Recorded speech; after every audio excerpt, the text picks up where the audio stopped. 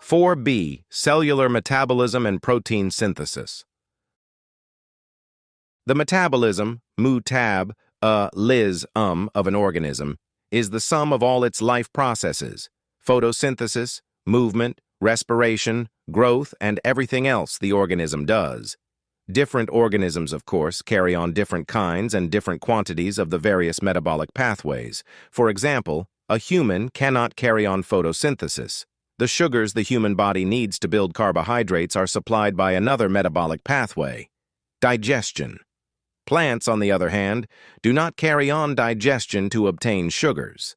For years, scientists have carefully studied cellular metabolic pathways.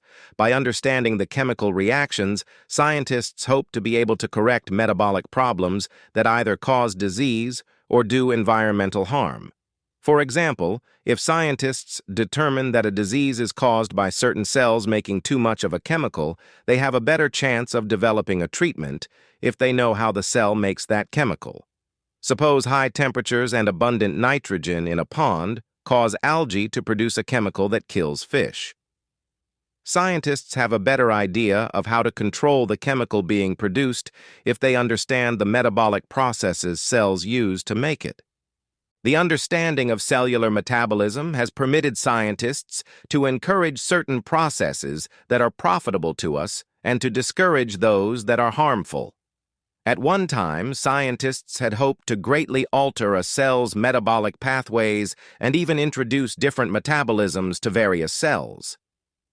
The cell's metabolism can be slightly altered by this tinkering process, but the complexities and the interrelations of metabolic pathways in the organism and in its cells have prohibited major changes.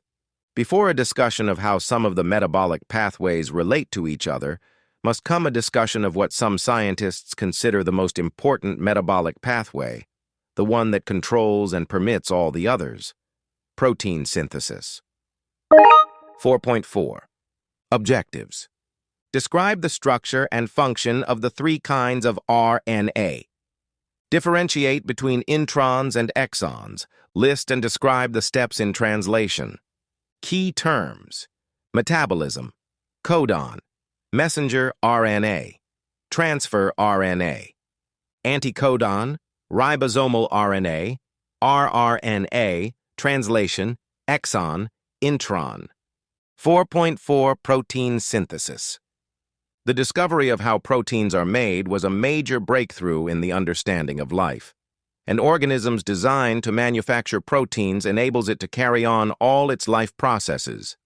Since what a cell can and cannot do depends upon its enzymes, cells are controlled by enzymes, which are proteins. In addition, almost all structural and extracellular substance made by a cell or its contents is a structural protein. The mechanism for protein manufacture needs to be exceptionally flexible, able to produce the several thousand different proteins found in every cell, but the process must also be stable. When the amino acids of a particular protein are lined up, they must be in the same sequence every time. If the sequence alters as much as one amino acid, the protein will often not function properly. Thus, the process of protein synthesis must manufacture a vast number of different proteins, but it must also manufacture thousands of exact copies of these proteins. The code of life. The sequence of the 4 bases found in cellular DNA determines the sequence of the approximately 20 different amino acids found in that particular cell's proteins. It is important to understand the code before studying the mechanism responsible for the lineup of amino acids. Anyone who speaks in a code. Each word in his language is a symbol for something. The 26 letters of the alphabet make hundreds of thousands of English words. These words express even more ideas when arranged into sentences. The code of life uses the same basic format. The 4 bases: adenine, adenine, thymine, thymine, guanine, gwah-ine, and cytosine, sydosine, can be called the alphabet of life. These letters are arranged in groups as words that may be interpreted as amino acids. All the words in the DNA code are 3 letters long. 3 bases then become the code for a particular amino acid. The code of life, then, is formed from triplets of bases called codons. When many of these codons are in a particular sequence, they are read to form a chain of amino acids. A series of words in a sentence has more meaning than just the words alone. The polypeptide chain of amino acids also becomes more than just a string of amino acids. It twists and bonds and combines with other amino acid chains or other substances to become functional proteins. In DNA, each of the 3 characters that make a word, codon, can be any one of the 4 letters representing the 4 bases. Therefore, the total number of possible combinations of 4 letters making a 3-letter codon is 64. Because in most living things there are only 20 amino acids, some amino acids are coded with more than 1 codon. There are some special codons that signal the start and stop of the process of lining up a sequence of amino acids. They may be considered punctuation marks in the DNA code. A common language. Scientists have discovered that nearly all living things, from bacteria to people, share this amino acid codon system. Someone with an evolutionary worldview might claim this is solid evidence for the descent of all living things from a common ancestor who passed on these codons. How would you respond to this? Types of RNA. 3 different types of RNA are necessary to translate the sequence of bases in a DNA molecule into the sequence of amino acids in a polypeptide chain. DNA is capable of manufacturing RNA by transcription. Transcription places the DNA code into the sequence of bases in an RNA molecule. One of the RNA molecules that is produced by the transcription of the DNA molecule is called messenger RNA, mRNA. The mRNA contains the code for a polypeptide chain of amino acids and carries the code from the DNA in the nucleus to the ribosomes in the cytoplasm, where the code is read. The mRNA contains the proper sequence of codons that will be interpreted as a chain of amino acids. The amino acids are located in the cytoplasm of the cell, but they are not assembled into proteins directly by the mRNA. Instead, the amino acids are attached to transfer RNA, tRNA molecules, the second type of RNA. The tRNA molecules are about 80 nucleotides long and are formed in the nucleus. The chain of nucleotides forms several loops, taking a cloverleaf shape. At one loop of this configuration are 3 unattached bases called the anticodon. The anticodon has complementary base pairs for specific codons in the mRNA. If mRNA has the codon GAC, the tRNA that lines up on that codon will have the anticodon CUG.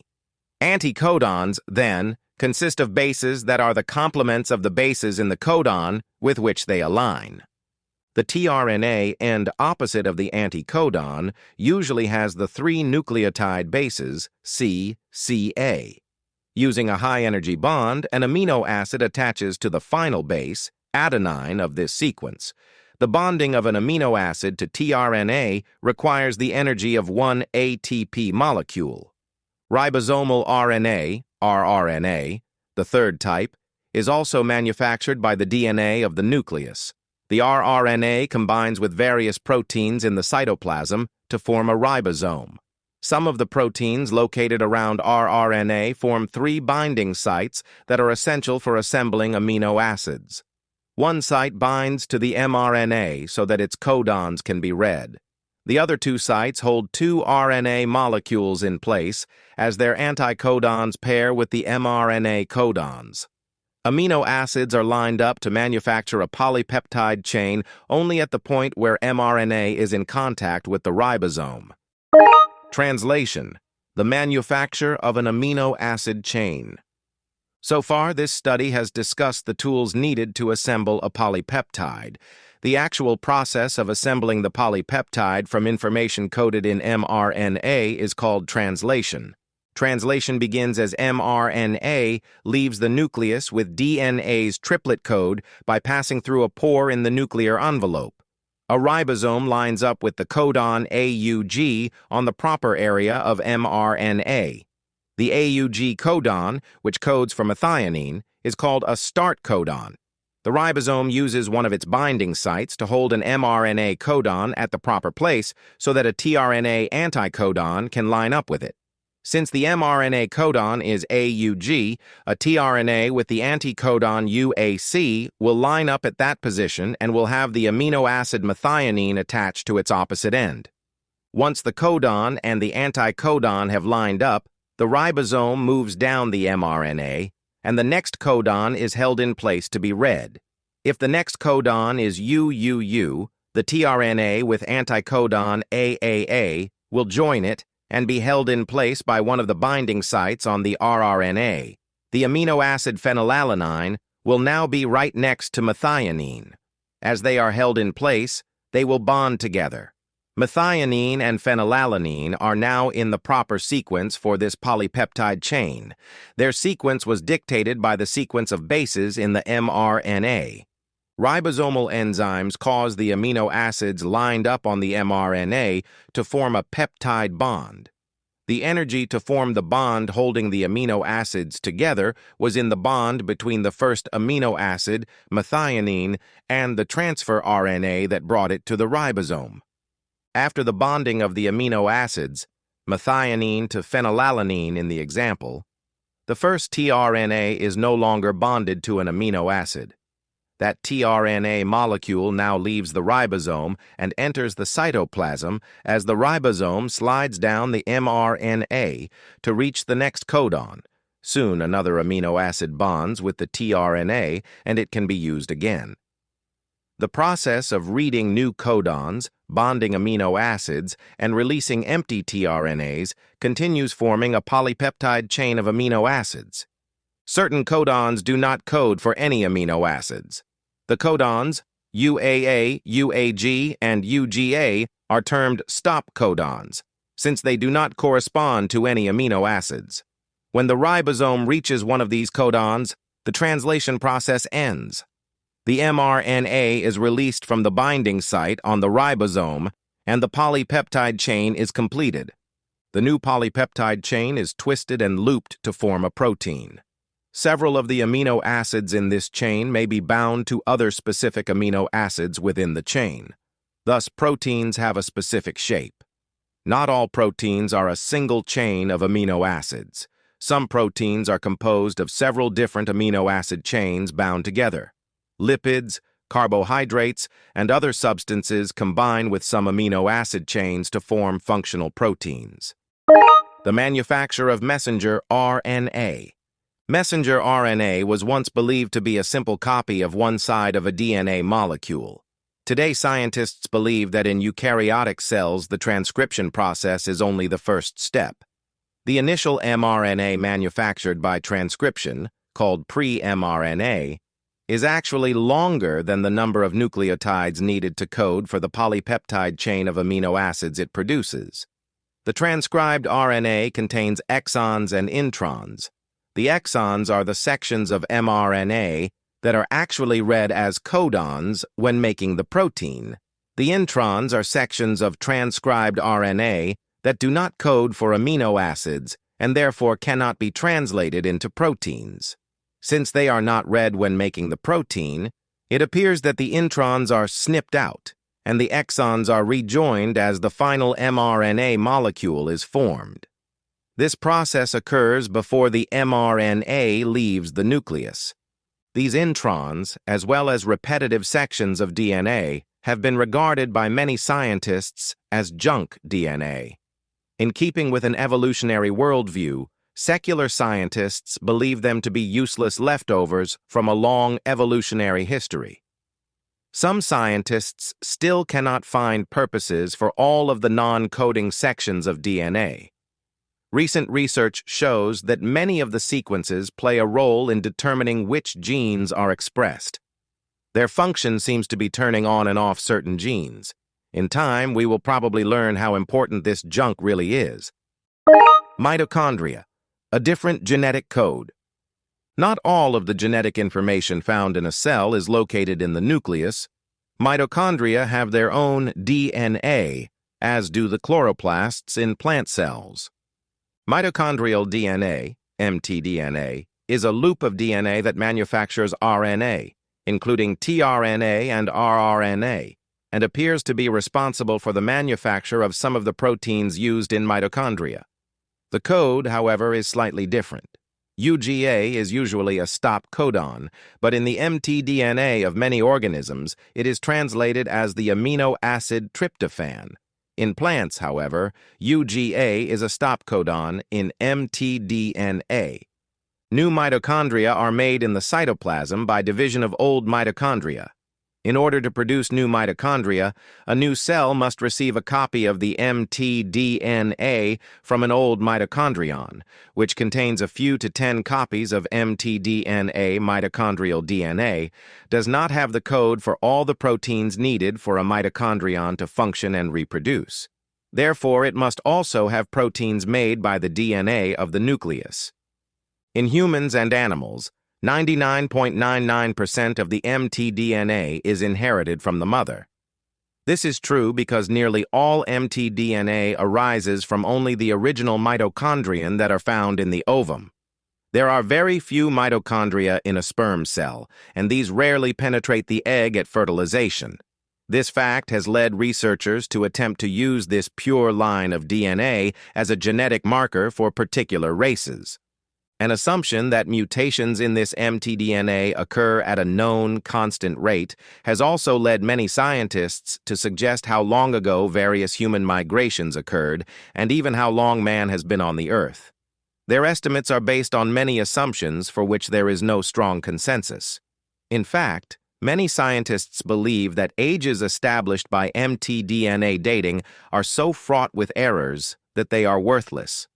Some evolutionists have suggested that mitochondria were once prokaryotic cells, like bacteria, that were taken in by eukaryotic cells, and over millions of years, the two somehow became one organism and evolved into the various forms of life that contain mitochondria.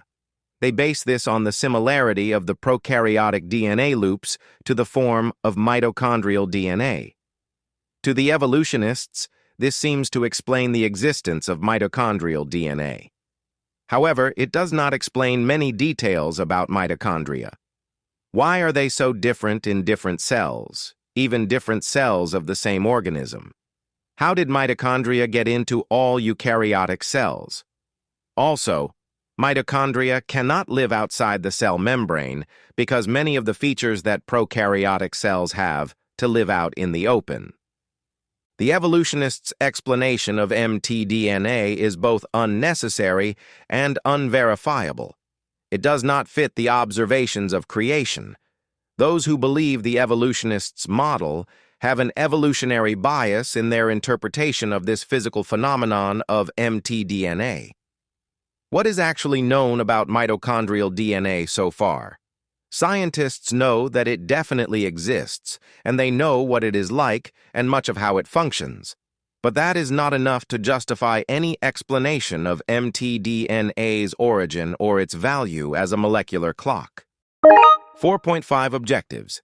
Differentiate between anabolism and catabolism. Discuss the three types of cellular digestion. Key terms: intracellular digestion, extracellular digestion. 4.5 Metabolism and homeostasis. An organism does not constantly face exactly the same environmental situation, so the metabolic activities of cells must change to maintain the organism's homeostasis. For example, cells require ATP energy constantly. If the environment is favorable, the cell may grow rapidly and therefore use large quantities of energy to carry on the necessary processes to supply substances for growth.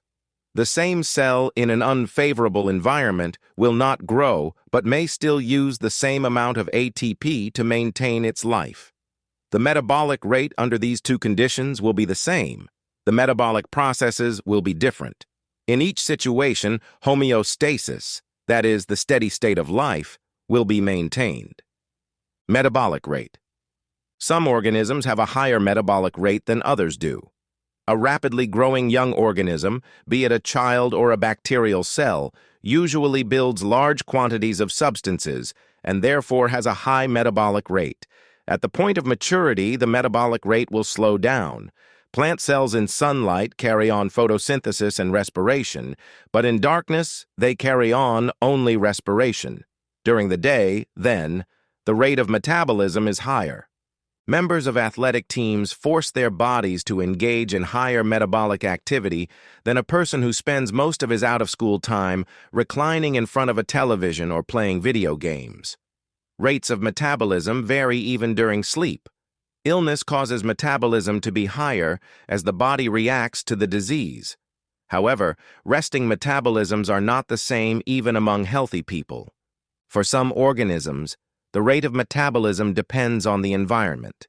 The amount of available light or water may determine the rate of photosynthesis in plants. The presence or absence of certain vitamins, to serve as coenzymes, may affect a person's health. Biological reactions seem to happen twice as fast for each increase of 10 degrees Celsius. Most enzymes of living systems, however, have optimal ranges. At higher or lower temperatures, they begin to function improperly rather than just faster or slower. Increasing in humans' internal temperature 10 degrees Celsius is usually fatal. The desert puffish can exist in temperatures from 10 to 40 degrees Celsius, but does not function well at either extreme. Increasing a fish's body temperature will increase its metabolism, but there is a limit. The Antarctic fish, for example, thrives in water from -2 to +2 degrees Celsius. As the temperature becomes 0 degrees Celsius, the fish is active. As the temperature rises, its metabolism slows down. Around +2 degrees Celsius, it becomes immobile. If temperatures continue to increase, the fish will die. God enables this fish to survive the constant near-freezing water temperatures of the Antarctic. Its metabolism is specialized. At the other extreme are bacteria that thrive around geothermal vents on the floor of the Pacific Ocean. They grow readily at 121 degrees Celsius, and some can even survive a few hours at 130 degrees Celsius. Anabolism and Catabolism. Metabolism can be divided into two types.